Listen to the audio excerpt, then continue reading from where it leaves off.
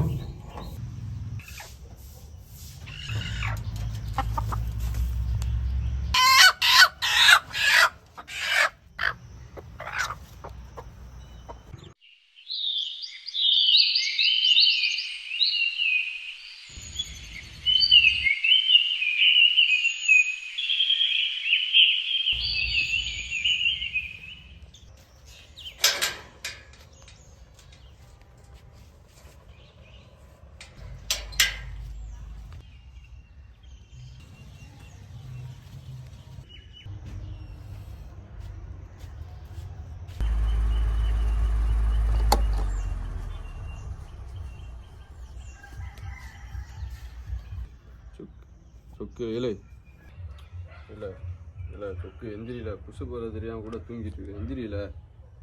எந்திரியில வேமா எந்திரியில. இப்போ பாரு இந்த ஆளுக்கு இதே வேலையா போச்சு.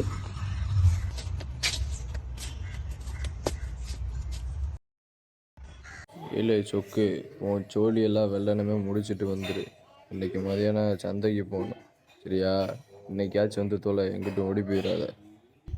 சரி சரி.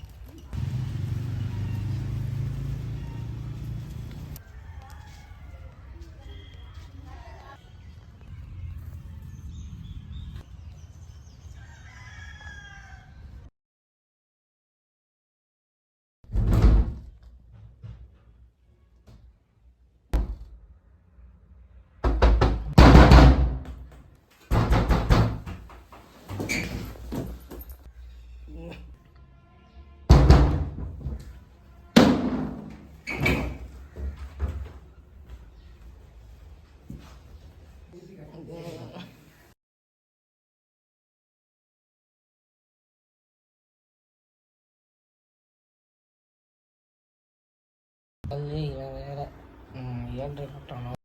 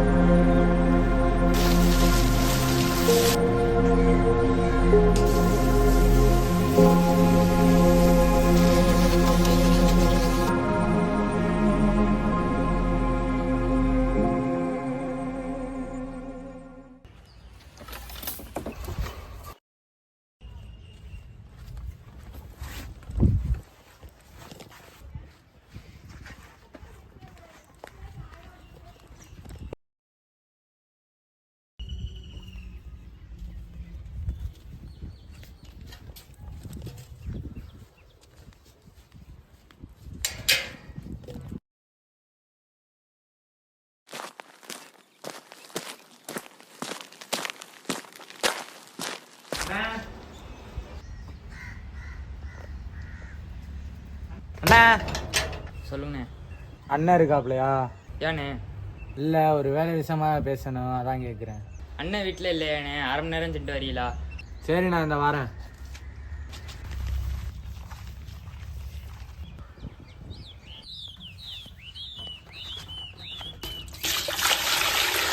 பா பா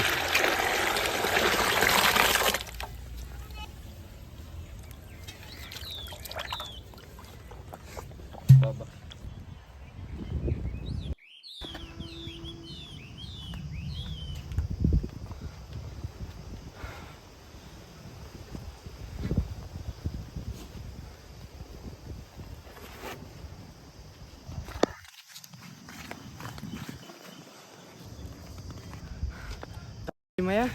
வெள்ளனை சோழியை முடிச்சுட்டு வர சொல்ல ஊரு சுத்த போயிட்டானே. வரட்டு இருக்கு. அண்ணா ஏய், இதோ பாரு, அவர் என்னமோ உன்ட்ட பேசணுமா? நீனே போய் பேசிக்கோ.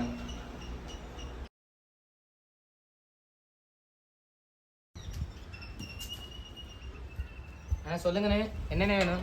நம்ம ஊரில் ஒரு திருவிழா வருதுல்ல, ஒரு ஓவியம் நீங்கள் தான் வந்து வரைஞ்சி இல்லைண்ணே, கொடுக்கணும். இப்போதைக்கு எங்கள் வெளியே வேலை இருக்கு, என்னால் இப்போதைக்கு வர முடியாது. ஒன்றை தான் சொல்லி வச்சுருக்கேன், நீ தான் வந்து பண்ணி கொடுக்கணும். அதே மாதிரி அந்த கருப்பு பருப்புலாம் இங்கே வந்து அடிச்சிருக்க கூடாது. அண்ணே, வேலை இருக்குண்ணே.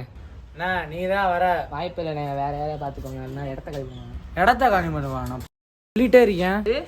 முடியா கழிச்சரில் போகிறவன் ஊர் மேய போயிடுறானே. எப்போ பாரு சந்தைக்கு நம்ம தான் போக வேண்டியதாக இருக்கு.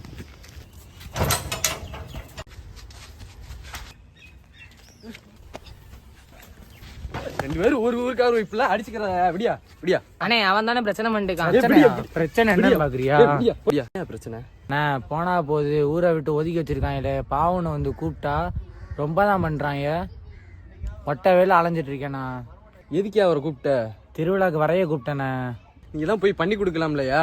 போறதே எனக்கு பிரச்சனை இல்லைண்ணே. அவங்க என்ன சொல்றாங்கன்னா கருப்பு அடிக்க வேணாம்னு சொல்றாங்கண்ணே. ஆகாத நேரத்தை கொண்டு வந்தா யாரு தானே ஒத்துக்குப்பாங்க? ஐயோ, அது என்ன ஆகாத நிறமா? கண்ணில் இருக்கிற விழியும் கருப்பு தான், தலையில இருக்க முடியும் கருப்பு தான். நீங்க ஒதுக்கி வைக்கிறீங்களாயா? நான் கேட்குறேன்.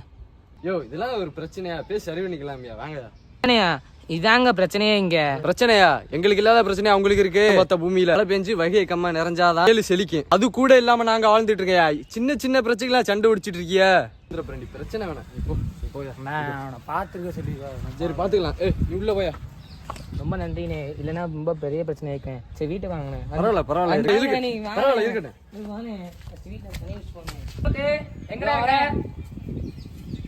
அண்ணன் தண்ணி கூட வந்து நீ வாங்க, வீட்டுக்கு வாங்க. நீங்க தண்ணி அண்ணனுக்கு தண்ணியை கொடுப்போ. வாங்க, உள்ள வைங்க வைங்க. அண்ணே வேணும், உள்ள வாங்க உள்ள வாங்க. இங்க உட்காருங்க, இங்க உட்காருங்க.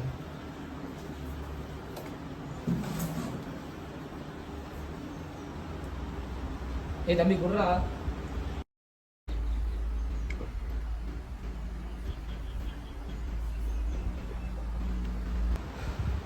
ஏய் எப்போ வைடா தம்பி, உள்ள போய். தம்பி, குடிப்பீங்களா? ஆமாண்ணே, கொஞ்சம் கஷ்டமா இருந்துச்சு தான் குடிப்பேன். அப்படி குடிக்கிற அளவுக்கு என்ன தம்பி பிரச்சனை? கஷ்டத்தை சொன்னாலும் என் கஷ்டத்தை கேட்க யாருமே இல்லைண்ணே. வாழ்க்கை ஃபுல்லாக தனியாக தானே இருக்கு. தம்பி, வாழ்க்கைனா பிரச்சனை இருக்க தான் செய்யும். அதுக்காண்டியா யாரும் ஒரு சந்தோஷத்தை விட்டு கொடுத்த வாழ்ல இல்லை. என்னதான் பிரச்சனை இருந்தாலும் அதை சந்தோஷமா ஏத்துக்கிறதான்ப்பா வாழ்க்கை. தம்பி, இது நீங்க வரைஞ்ச ஓவியமா? ஆமாண்ணே, இது நான் தானே வரைஞ்சேன்.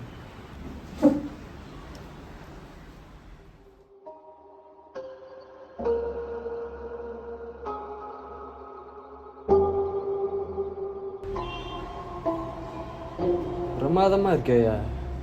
என் பெயர் போட்டு ஏன் உங்க பேர் எழுதாம வச்சு? இப்போ எழுதுறேன் இருந்ததா?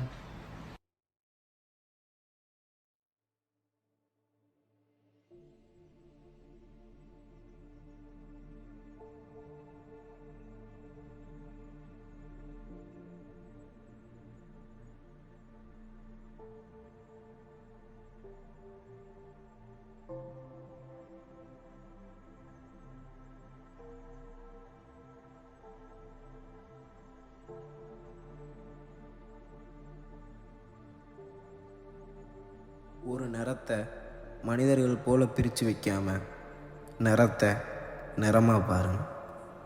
வடிவங்களே சித்திரமாய் காணப்படுகின்றன. அச்சித்திரமே இது அறிவே சித்திரம்.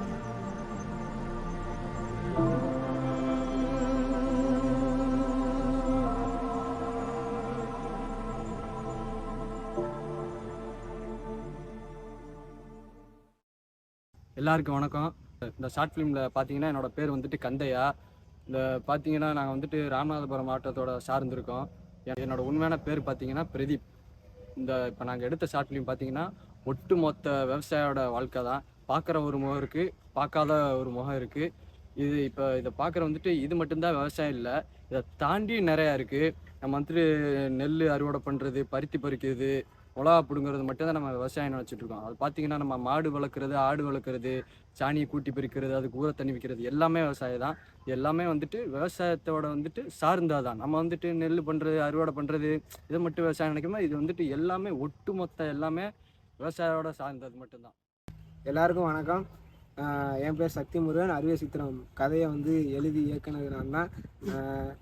இந்த கதையை நான் முக்கியமாக தேர்ந்தெடுத்ததுக்கு காரணம் என்னென்னா, கிராம ரீதியாக உள்ள மக்களை ஒரு நிறத்தால் பிரிஞ்சிருக்கிறதோ இல்லை ஒரு வேற்றுமையினால் பிரிஞ்சிருக்கிறதோ தவறு. அதை நடைமுறையிலையும் தவறு தான், நம்ம பார்க்குற பார்வையும் தவறு தான். ஒரு நிறத்தால் ஒதுக்கி வைக்கிறதுங்கிறது நம்ம பார்வையில் தான் தப்பு இருக்குது. அதை உணர்த்துறதுக்கும் விவசாயி அவங்களோட வாழ்க்கையில் தினமும் கஷ்டப்படுறாங்கிறத விட டெய்லி உழைக்கிறாங்க, தினமும் அந்த உழைப்பை காட்டுறதுக்கும் எடுக்கப்பட்ட படம் தான் அறிவே சித்திரம். இதை ஒரு சின்ன கதையாக எழுதுனது ஆரம்பித்தது தான். ஆனால் இதுக்கு உதவி செஞ்ச அல்லமான் அவர்களுக்கு ரொம்ப நன்றி. அவர் சொன்ன கதையை எங்களால் எடுக்க முடியலனாலும் ஆனால் கண்டிப்பாக அடுத்து நாங்கள் எடுப்போம். எங்களுக்கு ரொம்ப பெரிய உதவி பண்ணியிருக்காரு. அதை போல் இந்த கதை ஒரு விவசாயியும் ஒரு ஓவியரும் அவங்களோட பிரச்சனையை சொல்கிற விதமாக தான் இந்த கதையை எழுதியிருந்தேன். உங்கள் எல்லாத்துக்கும் பிடிச்சிருக்கும்னு நம்புகிறேன். அறிவே சித்திரம் போல் இதை விட ஒரு பெரிய கதை அடுத்தடுத்து இன்னும் நாங்கள் எடுக்கிறதுக்கு முயற்சி இருக்கிறோம். கிராம ரீதியாக கிராமத்தில் நடக்கிற மக்களை பற்றியும் ஒரு சமூகத்தை பற்றியும் எங்களால் நாங்கள் புரிஞ்சுக்கிட்ட நல்ல விஷயங்களை பற்றி நாங்கள் சொல்ல நினைக்கிறோம். எங்களுக்கு இதே மாதிரி தொடர்ந்து சப்போர்ட் பண்ணுங்கள். எல்லாத்துக்கும் நன்றி.